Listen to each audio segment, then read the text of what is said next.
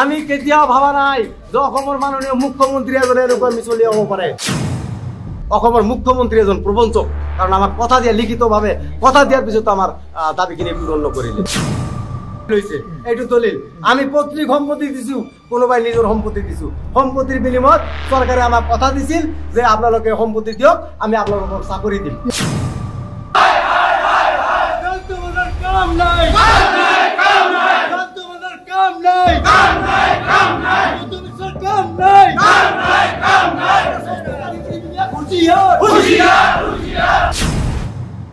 পঁচিশ হাজাৰ দল মিত্ৰ আছে। আমি ধুবড়ী জিলাৰ ভিতৰত হাজাৰাধিক জল মিত্ৰ আছে। আমাৰ জল মিত্ৰ এতিয়া প্ৰতিটা গাঁৱতে স্কিম আছে। প্ৰতিটা গাঁৱৰে মানুহক আমি ইউজাৰ কমিটি লগত লৈ আমি ৰাইজ উপভোক্তাক পানী দি আছো, কাৰণ ৰাইজে আমাৰ কথা শুনিব। আমি প্ৰয়োজনত যদি আমাৰ দাবী মানি নলয় তেনেহ'লে আমি চৰকাৰৰ বিৰোধী স্থিতি ল'বলৈ আমি বাধ্য হ'ম। আমি ইতিমধ্যে সংকল্প লৈছো, সংকল্প লৈছো আমি চৰকাৰৰ বিৰোধী স্থিতিত আমি কাম কৰিম। পানী যোগান দিয়া বন্ধ কৰিম, যোগান দিয়া বন্ধ কৰিম। পানী যোগান চৰকাৰে এক প্ৰকাৰ আপোনালোকক দিলে চৰকাৰে আমি কেতিয়াও ভাবা নাই যে অসমৰ মাননীয় মুখ্যমন্ত্ৰী এজনে এনেকুৱা মিছলীয়া হ'ব পাৰে। এইটো বিভাগৰ সন্মানীয় এজন মন্ত্ৰী, এইটো এই মন্ত্ৰীজনে মাইনুছ এটা দিয়াৰ পিছতো সেইটো কথা আমাৰ নাৰাখিলে। এইটো প্ৰবঞ্চনা, মানে ঠগ প্ৰবঞ্চনাহে। প্ৰবঞ্চকে আমি তেখেতক আখ্যা দিছোঁ। তেখেত এজন প্ৰবঞ্চক, বিভাগীয় মন্ত্ৰী এজন প্ৰবঞ্চক, অসমৰ মুখ্যমন্ত্ৰী এজন প্ৰবঞ্চক, কাৰণ আমাক কথা দিয়া লিখিতভাৱে কথা দিয়াৰ পিছতো আমাৰ দাবীখিনি পূৰণ নকৰিলে, আমাৰ কিঞ্চিত দাবী পূৰণ নকৰিলে। কাৰণ আমাৰ প্ৰতিজন জল মিত্ৰ স্কিল ডেভেলপমেণ্টৰ ওপৰত ট্ৰেইনিং কৰা জল মিত্ৰ। আমি ভাৰত চৰকাৰৰ স্বীকৃতিপ্ৰাপ্ত ITIৰ পৰা আমি প্ৰশিক্ষণপ্ৰাপ্ত জল মিত্ৰ। আমি চৰকাৰৰ পৰা এইটো দাবী জানাইছোঁ যে আমাৰ ন্যায্য প্ৰাপ্যটো আমাক দিব লাগে। আমাৰ মিনিমাম যিটো ৱেজেছ আছে সেই ৱেজেছ হিচাপে আমাক দৰমহা দিব লাগে। আমি 50,000 60,000 টকা আমি দৰমহা বিচৰা নাই। আমাৰ পৰিশ্ৰমৰ মজুৰিখিনি আমাক দিব লাগে। আমাৰ চৰকাৰৰ ওচৰত এইখিনিয়ে দাবী। আমি চৰকাৰৰ ওচৰত মহাভাৰত দাবী কৰা নাই, আমি চৰকাৰৰ ওচৰত গোটেই দুনিয়াটো দাবী কৰা নাই। কিন্তু আমাৰ এই কিঞ্চিত দাবী, আমাক 24 ঘণ্টা খাটাৰ পিছত মাত্ৰ 216 টাকা পাৰ ডে এটা আমাক দিয়ে। গতিকে আমি আমাৰ দাবী যেতিয়ালৈকে চৰকাৰে মানি নল'ব তেতিয়ালৈকে আমাৰ এইটো ধৰ্মঘট চলি থাকে। আপোনালোকৰ মাটি আবণ্টন চৰকাৰে আমাৰ লগত এগ্ৰিমেণ্ট আছে, কোৰ্ট এগ্ৰিমেণ্ট কৰি পেলাই মাটি লৈছে।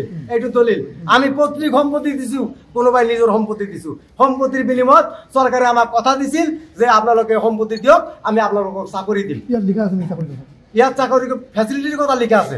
ইয়াত যিকোনো এটা ফেচিলিটি পালে সেইটো মাটিৰ মালিকে পাব লাগে।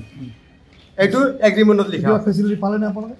আমি মাত্ৰ 6,500 টাকা আমাক এই জল জীৱন মিছন অহাৰ পিছত দিছে, তথাপি এইটো আমাক বিভাগৰ পৰা দিয়া নাই। এইটো আমাক PNRD ঠেলি দিছে। আমি এতিয়া কাৰ মানুহ, আমি কোনফালে যাম? আমি PICৰ কাম কৰোঁ, আমাক দৰমহা দিয়ে PNRD। আমাৰ ওপৰত প্ৰেছাৰ ক্ৰিয়েট কৰে পঞ্চায়ত ছেক্ৰেটাৰী, আমাৰ ওপৰত প্ৰেছাৰ দিয়ে ব্লকৰ BDO, আমাৰ ওপৰত প্ৰেছাৰ দিয়ে PICৰ এই ASO ইঞ্জিনিয়াৰ, এইবিলাকে আমাৰ ওপৰত প্ৰেছাৰ দিয়ে। আমি কাৰ মানুহ? আমি 3টা ডিপাৰ্টমেণ্টেৰ ভায়া হয়ে আমি কাম কৰি আছো। আমার এটা স্থায়ী বিভাগ আছে, আমাক সেই বিভাগত আমাক ল'ব লাগে। আমাক সেই বিভাগৰ পৰা আমাক PIC বিভাগৰ পৰা আমাক এপইণ্টমেণ্ট দিব লাগে, আৰু এই PIC বিভাগৰ পৰা আমাক দৰমহা দিব লাগে। শত শত কৰে ধন্যবাদ জ্ঞাপন কৰিছোঁ। আমি আত্মজাত দিম। আমি বিগত 15 বছৰে বিনা বেতনে আমি চৰকাৰৰ বিভাগৰ আমি জল মিত্ৰ হিচাপে কাম কৰি আছোঁ। প্ৰথমতে আমাক কেয়াৰটেকাৰ হিচাপত লৈছিল। এতিয়া যিহেতু জল জীৱন মিছন অহাৰ পিছত আমাক জলমিত্ৰ হিচাপে আমাক নিয়োগ কৰিলে। আমি বিনা বেতনে ইমান দিন কাম কৰি অহাৰ পিছতো আমাক চৰকাৰে এতিয়া প্ৰবঞ্চনা কৰি আছে। যোৱা ডিচেম্বৰ মাহত আমাৰ এটা প্ৰগ্ৰাম হৈছিল বৰপেটাত। এইটো প্ৰগ্ৰামত আমি প্ৰগ্ৰামটো জিলা অভিৱৰ্তন কৰি পেলাই আমাৰ কেন্দ্ৰীয় কমিটিয়ে জয়ন্ত মল্ল ডাঙৰীয়াৰ লগত দেখা কৰাৰ পিছত তেখেতে আমাক আশ্বাস দিছে, বিভাগৰ উচ্চ পদস্থ বিষয়াসকলে আমাক আশ্বাস দিছে, JJMৰ ডাইৰেক্টৰে আমাক আশ্বাস দিছে যে আপোনালোকৰ জানুৱাৰীত আপোনালোকৰ কাৰণে এটা ভাল খবৰ আহিব। যাৰ কাৰণে আমি ইয়াৰ আগত চৰকাৰে নিৰ্ধাৰণ কৰি দিয়া স্থানত গুৱাহাটীৰ সচ্ছলত আমি আন্দোলনৰ কাৰ্যসূচী লৈছিলোঁ। তেতিয়া আমাৰ অনিৰ্দিষ্টকালীন আন্দোলনৰ কাৰ্যসূচী আছিল। কিন্তু অসম চৰকাৰৰ মাননীয়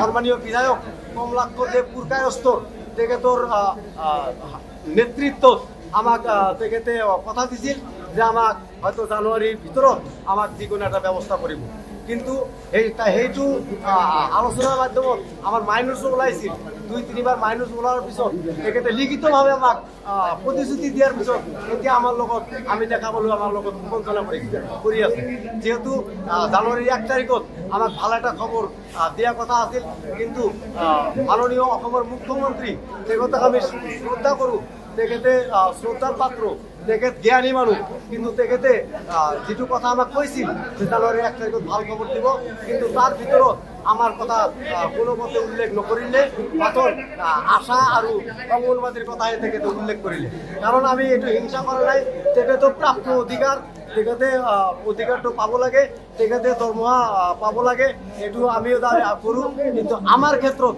চৰকাৰে এনেকুৱা মানে বিদ্বেষমূলক পৰিৱেশ সৃষ্টি কৰিছে আমাক আমি এইটো অলৰেডি আমি গম পাইছোঁ যে এইটো মিছলীয়া চৰকাৰ আমি গম পাইছোঁ এইটো মিছলীয়া বিভাগ কাৰণ আমাৰ পৰা যেতিয়া মাটি লৈছে আমাক ঘৰে ঘৰে গৈ পেলাই আমাক আবুৱা ভাৰি পেলাই আমাৰ পৰা মাটি লৈছে যে আপোনালোকে মাটি দিয়ক আপোনালোকক চাকৰি দিয়া হ'ব কিন্তু আমাকতো চাকৰি নিদিলেই আমাক এতিয়া ইউজাৰ কমিটিৰ আণ্ডাৰত ঠেলি দিছে কিন্তু আমাক চাকৰি নিদিয়া এতিয়া আকৌ নতুন যুৱ চামক আজি ধুবুৰী জিলাৰ ভিতৰত হাজাৰধিক জলমিত্ৰৰ জীবন ধ্বংসৰ পথত কাৰণ 6,500 টাকা হলে পাট দিয়ে আমি মাত্ৰ 216 টাকাহে পাওঁ 216 টাকাত আমি ল'ৰা ছোৱালীক এসাঁজ মাছ কিনি খুৱাব নোৱাৰোঁ আমি এসাঁজ ভালদৰে দালি ভাত খুৱাব নোৱাৰোঁ আমি চিকিৎসা কৰিব নোৱাৰোঁ আমি কিমান পৰিস্থিতিত পৰি আছোঁ আমাৰ কিছুমান সতীৰ্থ ইয়াৰ আগত কিছুমান শ্বৰ্ট চাৰ্কিটত মৃত্যু হ'ল কাৰণ আমি সকলোৱে 440 ভল্টেজত কাম কৰিব লাগে এজন জল মিত্ৰ 4টা ডিউটি কৰিব লাগে চাফাই কৰ্মচাৰী আমি 1 নম্বৰ 2 নম্বৰ আমি পাম অপাৰেটৰ হিচাপে ৰাইজক পানী দিব লাগে 3 নম্বৰ আমি ইলেক্ট্ৰিচিয়ানৰ কাম আমি নিজে কৰিব লাগে 4 নম্বৰ আমি যি পাইপ ফাটিলে পাইপৰ প্লাম্বাৰৰ কাম আমি কৰিব লাগে আমি 4টা পদত কাম কৰি আছো এজন জল মিত্ৰ কিন্তু আমাৰ ক্ষেত্ৰত আমি 24 ঘণ্টায় পহৰা দিব লাগে আমাৰ দেওবাৰ নাই আমাৰ কোনো ফেষ্টিভেল বন্ধ নাই আমি দিনক 365 দিন আমি পানী দিব লাগে কারণ আমার দুর্গা পূজা নাই আমার কোনো ঈদ নাই আমার কোনো সরকারি বন্ধ নাই কারণ আমাক লাগে আমি প্রয়োজন এই জল মিত্র সুইচ টিভি নিটিপিলে রাইজে কেতিয়াও পানি না পায় কারণ আমি রাইজক বিশুদ্ধ খোৱা পানী দিওঁ সম্মুখত পঞ্চায়ত নিৰ্বাচন